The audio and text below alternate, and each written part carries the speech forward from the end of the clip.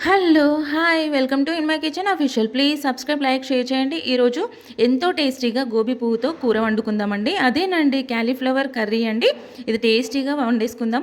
దీనికి stove on చేసేసుకొని ఒక 5, 6 గ్లాసెస్ వేడి నీళ్ళు మరగబెట్టుకున్నానండి. తర్వాత క్యాలీఫ్లవర్‌ని మీడియం సైజ్ క్యాలీఫ్లవర్‌ని తీసుకొని చిన్న ముక్కలుగా కట్ చేసి పెట్టుకొని ఒకసారి వాటర్‌లో తీసుకున్నాను. తర్వాత ఈ మరిగిన వాటర్‌ని కూడా మనం క్యాలీఫ్లవర్‌లో వేసుకొని ఒక 10 నిమిషాలు అలా వేడి నీళ్ళలో పెట్టేసుకోవాలండి. ఎందుకంటే దాంట్లో ఏమైనా డస్ట్ ఉన్నా గానీ మన కంటికి కనిపించని పురుగులు కూడా ఉంటాయి. క్యాలీఫ్లవర్‌లో ఎక్కువ పట్టే ఛాన్స్ ఉంటది కాబట్టి అవన్నీ కూడా బయటకొచ్చేస్తాయి కాబట్టి కంపల్సరీ వేడి నీళ్ళలో వేసిన తర్వాతనే క్యాలీఫ్లవర్ వంట చేసుకోవాలండి. డైరెక్ట్‌గా అయితే ఎప్పుడు వండకూడదు. వేడి నీళ్ళలో వేసుకొని ఒక 5 నిమిషాలు అలా ఉంచేసి వంట చేసుకోవాలి. ఇప్పుడు స్టవ్ ఆన్ చేసేసుకొని ఒక 3 టేబుల్ స్పూన్ ఆయిల్ తీసుకున్నాను. తర్వాత ఆవాలు, జీలకర్ర, మినపప్పు, పసుపు వేసేసుకొని తర్వాత జింజర్ గార్లిక్ పేస్ట్ అండి, అల్లం వెల్లుల్లి పేస్ట్ ఒక హాఫ్ టేబుల్ స్పూన్ వేసుకొని ఇలా కలుపుతూ దోరగా ఫ్రై చేసుకున్నానండి. ఫ్రై చేసేసుకున్న తర్వాత నేను ఒక పెద్ద సైజు ఆనియన్ ముక్కలు పెద్దగా కట్ చేసుకున్నాను. తర్వాత పచ్చిమిర్చి ఒక 5 తీసుకున్నాను. తీసి ఇవి 2 కూడా అందులో వేసానండి.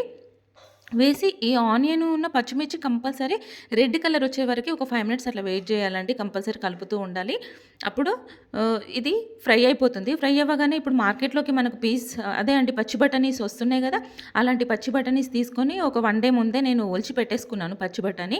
ఆ పచ్చి బఠానీ కూడా మనం ఈ ఆనియన్, పచ్చిమిర్చి ఇలా వీడియోలో చూపించిన విధంగా ఫ్రై అయిన తర్వాతనే ఈ పచ్చి బఠానీలు నేను ఒక గుప్పెడు వేసుకున్నానండి. ఈ గుప్పెడు పచ్చి బఠానీని ఒక గుప్పెడు వేసుకొని ఇవి కూడా కొంచెం దోరగా ఫ్రై అవ్వాలండి. ఇక 1, 2 అట్లా పేలుతాయి అనే టైంకి కొంచెం సిమ్‌లో పెట్టేసుకోవాలి స్టవ్. సిమ్‌లో పెట్టేసుకొని ఇది ఫ్రై అయిన తర్వాత ఒక 3 మీడియం సైజు టమాటో ముక్కలు వేసుకున్నానండి నేను. మీకు కర్రీ క్యాలీఫ్లవర్ సైజుని బట్టి మీరు టమాటోస్ వేసుకోవచ్చండి. నేను మీడియం సైజు క్యాలీఫ్లవర్ తీసుకున్నాను కాబట్టి మీడియం సైజు 3 టమాటో ముక్కలు వేసుకున్నాను. మీరు ఇంకొంచెం పెద్దగా ఉంటే ఇంకొక టమాటో కూడా వేసుకోవచ్చు. మనకు గ్రేవీ ఎక్కువ కావాలనుకుంటే ఇంకో టమాటో యాడ్ చేసుకోవచ్చు అంతే. ఇప్పుడు నేను ఇలా టమాటోస్ వేసుకొని కలిపేసి ఒక 2 మినిట్స్ అట్లా మూత పెట్టేసి టమాటో కుక్ అయ్యే వరకి ఒక 2 మినిట్స్ అట్లా పెట్టి మూత పెట్టేసి ఉంచాను. ఇప్పుడు తీద్దామండి. మూత తీసి చూద్దాం ఎలా ఉందో అనేసి. 2 మినిట్స్ అయిపోయింది. ఇప్పుడు మూత తీసి చూసానండి. చూడండి కొంచెం కుక్ అయిపోయినాయి టమాటా కూడా. కుక్ అయిపోయిన తర్వాత ఇప్పుడు వచ్చేసేసి మనం ఇందాక వాటర్‌ని మరగబెట్టి అందులో పోసేసుకున్నాం కదా! 10 మినిట్స్ అయిపోయింది కాబట్టి అవి కొంచెం చల్లారిపోయినాయి. అందులోకెళ్ళి శుభ్రంగా క్యాలీఫ్లవర్‌ని కడిగాను. కడిగేసేసి మళ్ళీ ఇందులో మొత్తం టోటల్‌గా ఏసుకున్నాను. కంపల్సరీ క్యాలీఫ్లవర్‌ని మాత్రం ఒక 2 టైమ్స్ మంచిగా కడగాలండి. వేడి నీళ్ళలో కడగంది మాత్రం అస్సలు వండుకోకూడదు. ఇది మాత్రం మస్ట్. ఇలా మొత్తం వేసేసుకున్నాను. ఇలా ముక్కలు మొత్తం వేసేసుకొని ఒక 2 నిమిషాలు కలిపేసుకోవాలి మొత్తం. కర్రీ మొత్తం కలిపేసేసి ఒక 2 మినిట్స్ అట్లా మూత పెట్టేసి వదిలిపెట్టేసేయాలండి. తర్వాత ఒక 2 మినిట్స్ అయిపోయిన తర్వాత కొంచెం ఇందులో క్యాలీఫ్లవర్‌లో ఇప్పుడు వాటర్ రావండి. జస్ట్ అవి 30% ఇలా కుక్ అయిపోతున్నాయి.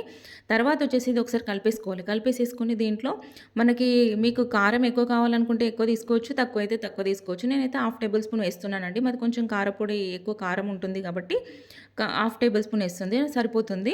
దీనికి కారం హాఫ్ టేబుల్ స్పూన్ వేసుకున్నానండి. ఇప్పుడు ఈ మధ్యలో నేను పింక్ సాల్ట్ వాడుతున్నా అని చెప్పాను కదా! ఆ పింక్ సాల్ట్ వాడుతున్నా కాబట్టి దీనికి మాత్రం ఒక టేబుల్ స్పూన్ సాల్ట్ వేసేసుకున్నానండి సరిపోవట్లేదనేసి. ఇది వాడుతూ కొంచెంగా సాల్ట్ అనేది తగ్గించుకుంటా అలవాటు ప్రకారంగా తగ్గించుకుంటూ పోతే అప్పుడు ఇది కూడా సెట్ అయిపోతుంది. ఇలా నేను టేబుల్ స్పూన్ సాల్ట్ వేసేసుకొని ఉప్పు, కారం వేసేసుకొని ఒకసారి కలిపేసుకోవాలండి. కలుపుకొని ఒక 2 మినిట్స్ అట్లా మూత పెట్టేసేసుకోవాలి. 2 మినిట్స్ అలా మూత పెట్టేసేసుకొని మొత్తం కలిపేసుకొని 2 మినిట్స్ మూత పెట్టుకోవాలి. మూత పెట్టుకొని మళ్ళీ ఒకసారి తీసేసి దీనిలో హాఫ్ టేబుల్ స్పూన్ ధనియా పౌడర్ వేసుకోవాలి. తర్వాత వచ్చేసి ఒక చిన్న చిటికెడు గరం మసాలా వేసుకోవాలండి. టేస్ట్ ఫ్లేవర్ కోసం అనేసి గరం మసాలా వేసుకున్నాను నేనిప్పుడు. ఈ గరం మసాలా, ధనియా పౌడర్ వేసుకున్న తర్వాత ఇది ఒకసారి మిక్సీ చేసుకోవాలండి. మిక్సీ చేసుకొని మళ్ళీ మూత పెట్టుకొని ఒక 5 మినిట్స్ అలా ఉంచేసుకోవాలి.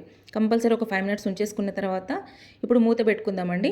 ఈ గరం మసాలా వేసినా కదా, కలిపేసినా కదా, కలిపిన తర్వాత ఇప్పుడు మూత పెట్టుకుందాం. మూత పెట్టిన తర్వాత ఇప్పుడు మనం ఉప్పు, కారం వేసాం కాబట్టి దీంట్లోకి అన్ని వాటర్ లాగా వచ్చేసాయండి. ఇప్పుడు మూత పెట్టకుండా ఒక హై ఫ్లేమ్‌లో ఒక 5 మినిట్స్ అలా కుక్ చేసుకుంటే ఇవి కొంచెం ఫ్రై అయిపోతాయి. అంతే అండి. టేస్టీగా పైనుండి రెడీ అయిపోయింది కర్రీ మొత్తం. ఇలా కలరింగ్‌గా చాలా బాగా ఫ్రైగా, గోబీ కూడా ఎక్కడా స్మాష్ కాలేదు. దానికి విడివిడిగా సూపర్‌గా ఉంది. ఇలా దీని మీద కొత్తిమీర చల్లేసుకొని సర్వ్ చేసుకుంటే సరిపోతుంది. నేనైతే వేడి అన్నంలో ఈ కర్రీ వేసేసుకొని తిన్నాను. చాలా టేస్టీగా ఉంది. చపాతీలకు, బటర్ నాన్‌లకు కూడా చాలా సూపర్‌గా ఉంటుందండి. మీరు కూడా కంపల్సరీ ఇలా చేసుకొని ఒకసారి టేస్ట్ చూడండి. మీకు ఇంకేమైనా వంటలు నచ్చినట్టయితే నాకు కామెంట్ పెట్టండి. అవి కూడా నేను వీడియో రూపంలో చేసి వీడియోలాగా పెట్టేసి పెడతాను వీడియోలో. ప్లీజ్ అండి సబ్స్క్రైబ్ చేసుకొని లైక్ చేసి షేర్ చేయండి అందరికీ. ఫుల్ వీడియో చూడండి.